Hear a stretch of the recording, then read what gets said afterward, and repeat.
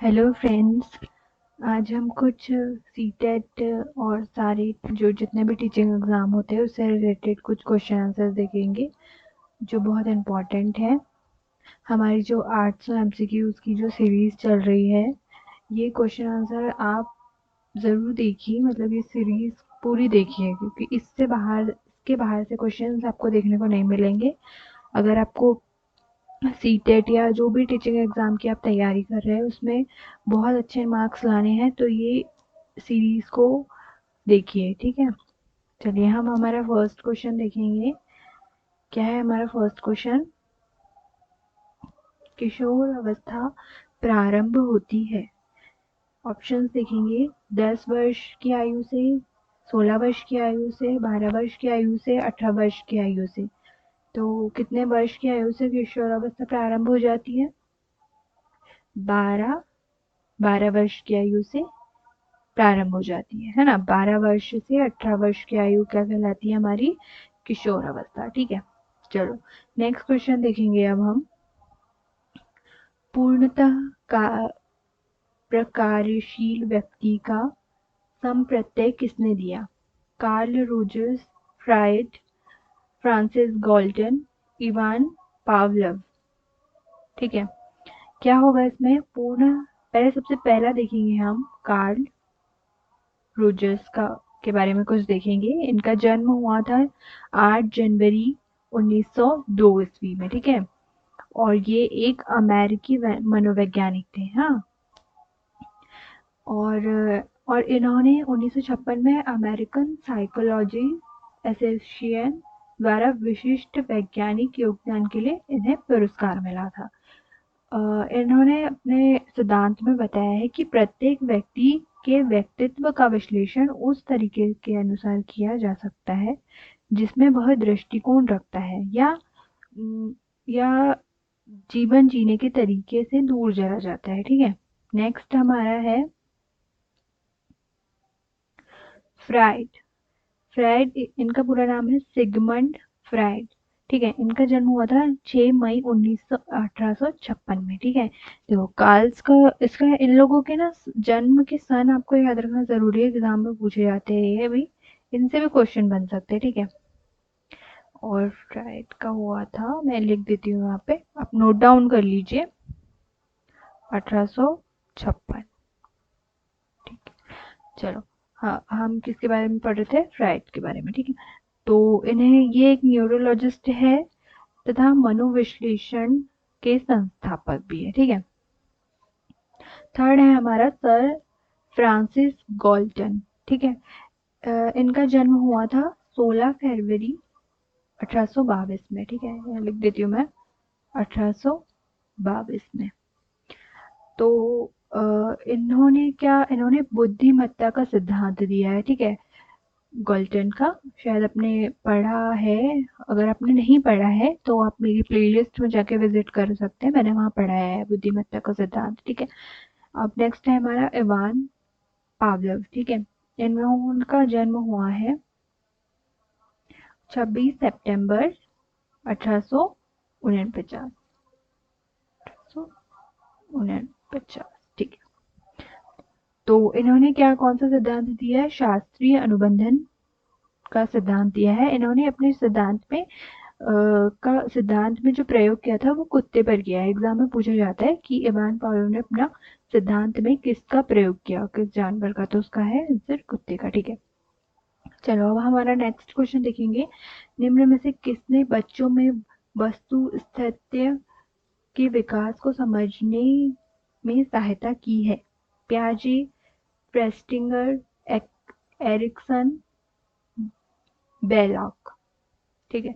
तो इसमें क्या है, इसका आंसर होगा पियाजे ने, ठीक है। इसका आंसर होगा पियाजे ने बच्चे में वस्तु स्थित्य के विकास को समझने में सहायता की थी। तो पियाजे ने, आपको पता होगा पियाजे का जो सिद्धांत है, उन्होंने कौन सा सिद्धांत दिया है?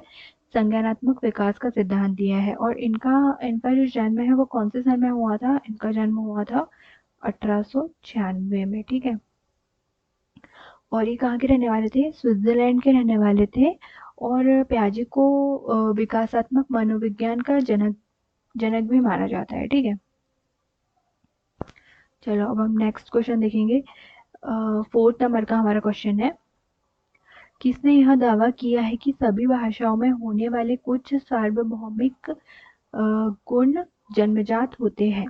बी.एफ. स्किनर, अल्बर्ट बंड्रा, नाम चॉम्स्की और ई.सी. टॉलमैन। किसने किया है? इसमें आता है, इसका आंसर होगा नॉम चॉम्स्की। ठीक है, ये जो है इन्होंने भाषा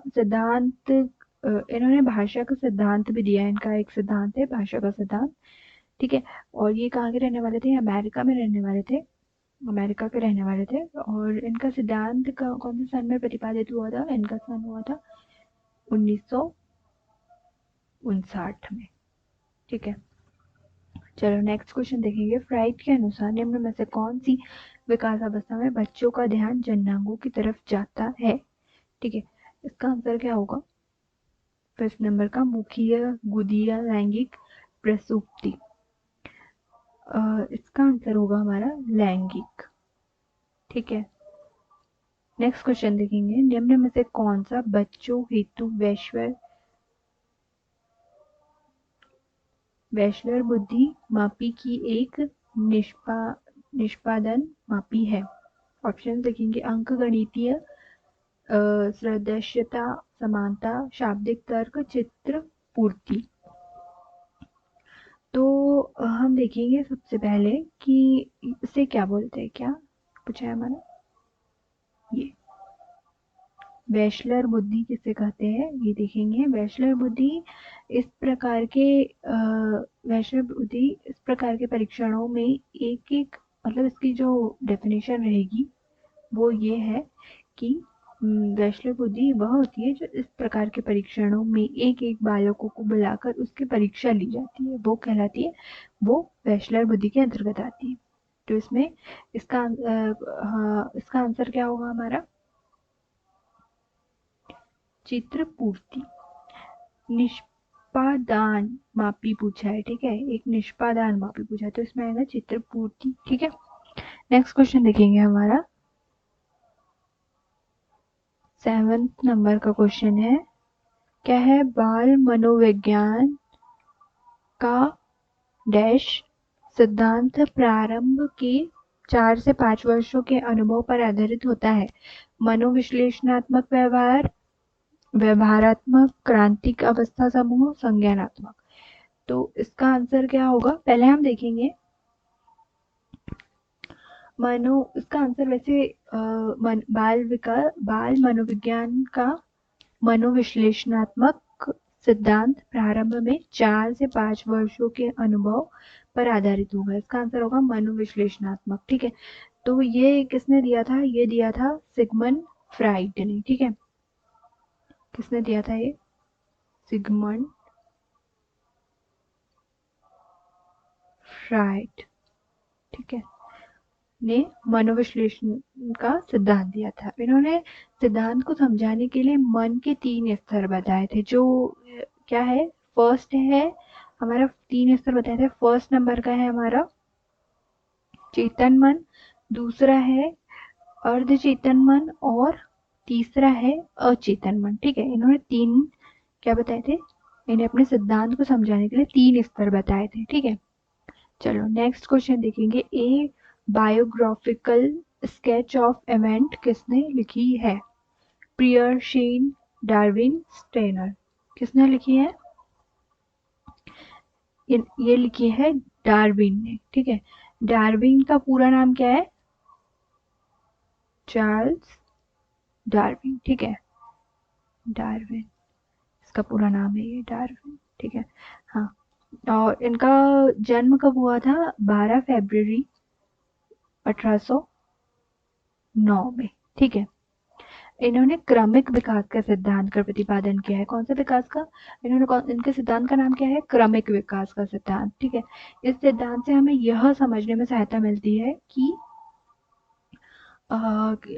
कि किसी प्रकार विभिन्न विभिन्न विभिन्न प्रजातियां एक दूसरे के साथ जुड़ी होती है। ठीक है, इन्होंने अपने सिद्धांत पे ये बताया। नेक्स्ट क्वेश्चन देखेंगे हम हमारा, मानकीकृत परीक्षण का अर्थ, विश्वसनीयता, वैधता, मानक, उपरोक्त सभी। इसमें इस शब्द आपको समझ नहीं आ रहा होगा, ये मानकीकृत परीक्षण क्या है। तो ये एक मानकीकृत परीक्षण है जिसे एक सुसंगत या मानक तरीके से प्रकाशित और स्कोर किया जाता है। ठीक है, और इसमें क्या होता है, इसमें मानकीकृत परीक्षण इस तरह से डिजाइन किए जाते हैं कि प्रश्न और व्याख्या सुसंगत है और पूर्व निर्धारित मानक तरीके से प्रकाशित और स्कोर किए जाते हैं। यह होता है मानकीकृत परीक्षण। ठीक है, तो इसका आंसर क्या होगा हमारा, 9th नंबर का आंसर होगा हमारा उपरोक्त सभी। विश्वसनीयता भी होता है इसमें अर्थ इसका, वैधता, मानक, तीनों इसके अर्थ होते हैं। ठीक है, तो 10th नंबर का हमारा क्वेश्चन है कि किस मनोवैज्ञानिक के अनुसार विकास एक सतत और धीमी प्रक्रिया है। तो ये इसका ऑब्जेक्टिव देखेंगे, कार्लसिनक, प्याजे, स्किनर, हरलॉक। तो इसका आंसर आएगा स्किनर। स्किनर का पूरा नाम क्या है, BF स्किनर इसका पूरा नाम है। ठीक है, स्किनर। इनका जन्म हुआ था, कब हुआ था इनका जन्म, 1904 में। ठीक है, और इन्होंने कौन सा सिद्धांत दिया था, क्रिया प्रसूत अनुकलन सिद्धांत। ठीक है, चलो नेक्स्ट क्वेश्चन देखेंगे, व्यक्तित्व विकास की अवस्था है, अधिगम एवं बुद्धि, व्यक्तित्व अध्ययन, औपचारित्मक सॉरी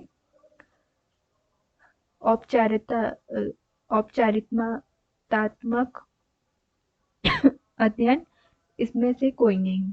तो इसका आंसर क्या होगा, पहले हम देखेंगे व्यक्तित्व विकास क्या होता है। ठीक है, व्यक्तित्व विकास में वंशानुक्रम एवं वातावरणगत सभी घटकों का प्रभाव पड़ता है इसमें। ठीक है, किसी व्यक्ति का व्यवहार व्यक्तित्व विकास अवस्थाएं कहलाती है। ठीक है, इसकी अवस्थाएं कितनी होती है, इसकी 3 अवस्थाएं होती है।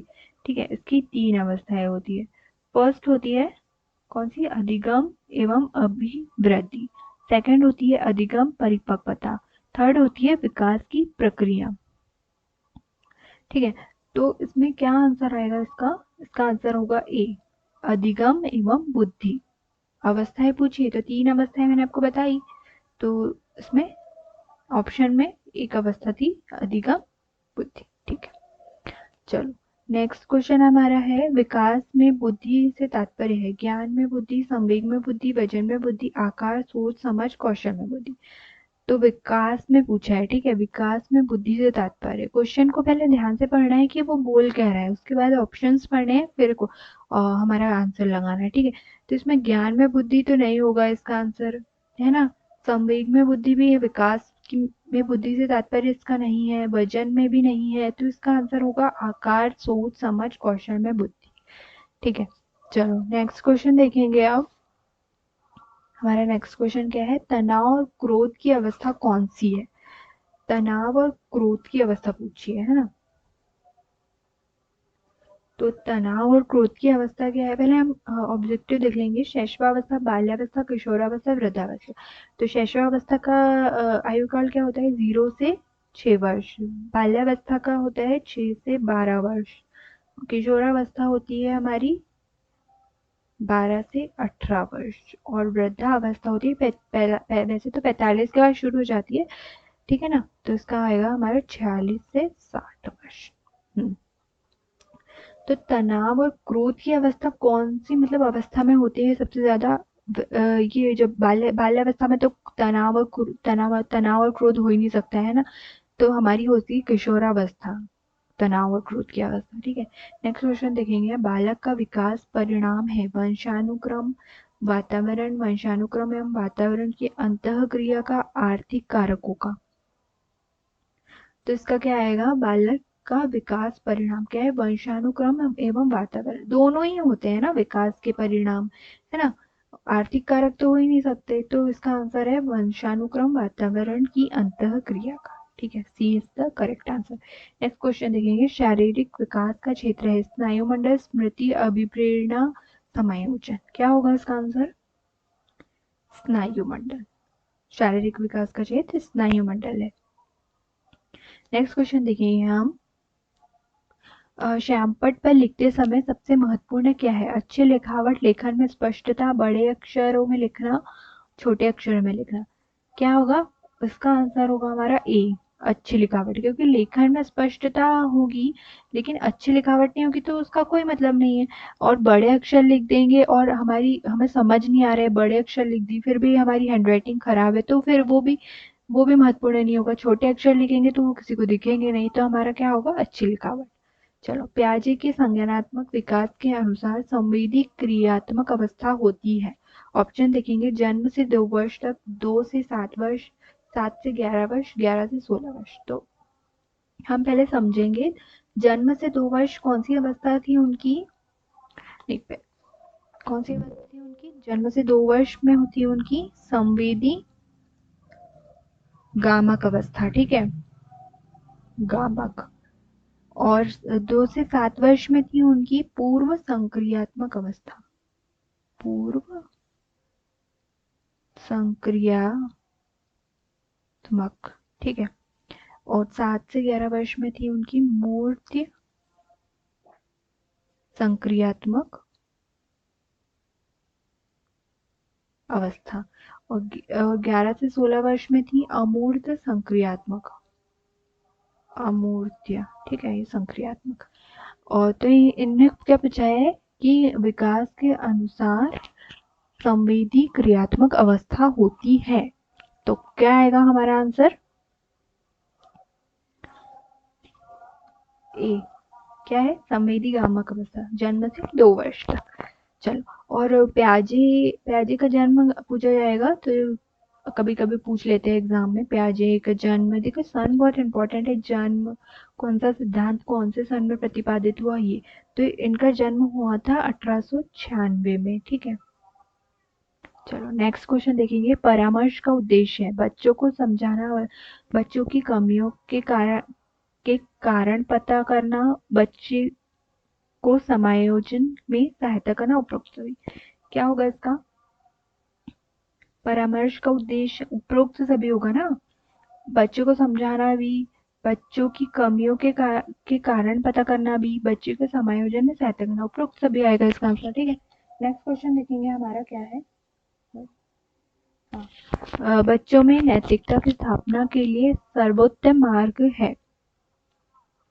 क्या है? उन्हें धार्मिक पुस्तक पढ़ाना, शिक्षक का आदर्श रूप में व्यवहार करना, उनका मूल्य शिक्षा पर मूल्यवान करना, उन्हें प्रातःकालीन सभा में उपदे उपदेन उपदेन देना। ठीक है।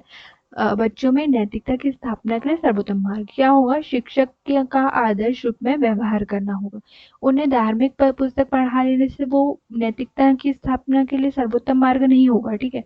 नहीं उनका मूल्य शिक्षा पर मूल्यांकन पर करने से होगा। उन्हें शिक्षक का आदर्श रूप में व्यवहार करने से ही नैतिकता की स्थापना होगी। ठीक है। 20वां क्वेश्चन देखेंगे, एक अच्छा अध्यापक विद्यार्थी के मध्य बढ़ावा देता है प्रतियोगिता की भावना का, सहयोग की भावना का, प्रतिद्वंदता की भावना का, तटस्थता की भावना का। क्या है इसका आंसर? इसका आंसर होगा सहयोग की भावना का। एक अच्छा अध्यापक विद्यार्थी के मध्य बढ़ावा देता है सहयोग की भावना से। मतलब सहयोग की भावना से मतलब वो उसे पढ़ाएगा या जो भी उसके सहयोग की भावना से करेगा तो वो बढ़ावा देगी। ठीक है। चलो, नेक्स्ट क्वेश्चन देखेंगे, 21 नंबर का क्वेश्चन है हमारा, शिक्षक का अति महत्वपूर्ण उद्देश्य क्या है? हाँ, आजीविका कामना, बच्चे का सर्वांगीण विकास, पढ़ना एवं लिखना सीखना, बौद्धिकता विकास। तो इसका आंसर क्या होगा? इसका होगा बच्चे का सर्वांगीण विकास। शिक्षक का अति महत्वपूर्ण उद्देश्य यही होना चाहिए, बच्चे का सर्वांगीण विकास।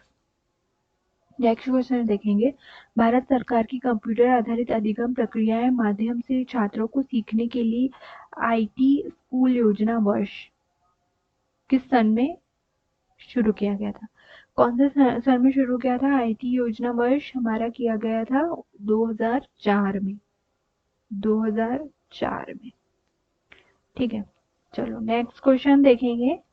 निम्नलिखित में से कौन सा महत्वपूर्ण प्रभाव शिक्षण की प्रभावकारिता पर निर्भर करती है? विद्यालय की संरचना, शिक्षक को विषय की समझ, शिक्षक की योग्यता, शिक्षक की लिखावट।